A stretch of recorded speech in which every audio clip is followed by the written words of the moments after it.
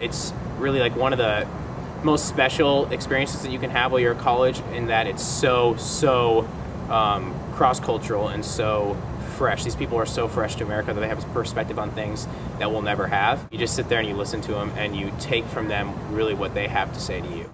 The Refugee Project is unique because it's a one-day experience. It's not a service project like a lot of urban involvement ministries are. It's just you being immersed in their culture. And at a school like SPU, where it's oftentimes is difficult to get outside the typical white culture that we're here on campus, the Refugee Project is a great way to do that in a short period of time. I'm doing the Refugee Project because SPU's already stretched me a lot in my view of ministry, and I want to do it to understand different perspectives from people who come from different situations and cultures. There's certain groups of them that in their particular situation, they have no, quote, durable solution to their problem. For example, right now, one of the groups we're getting are Hutus. They're called the 1972 Burundians. Since 1972, there was a war then that pushed them into another country. They've been moving around ever since. They are not able to go home to Burundi because of some political issues related to this group in particular.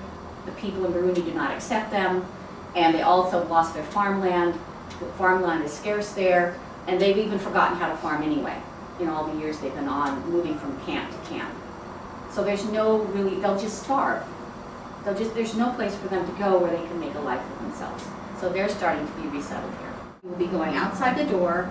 You will be refugees entering a refugee camp with the history that you have as a family.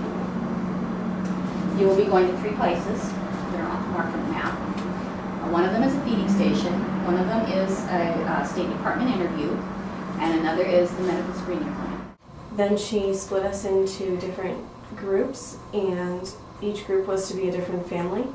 And I was in an Afghani family, and what we did was we went to 3 different stations, and we had to memorize our family history, and we had to memorize how old each person was and who spoke English, who had education, etc.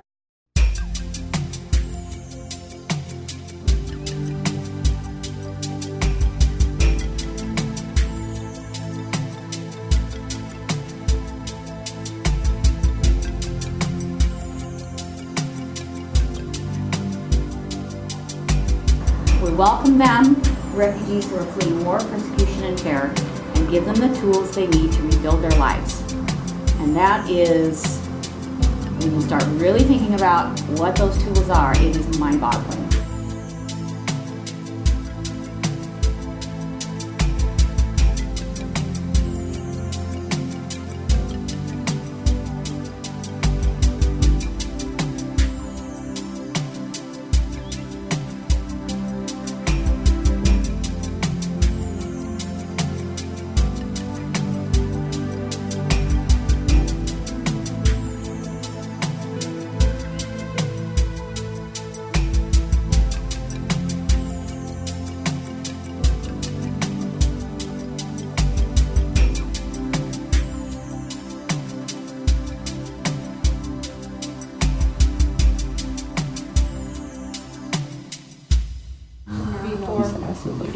General questions about like who we were, how why we came here, our names, like what we plan to do.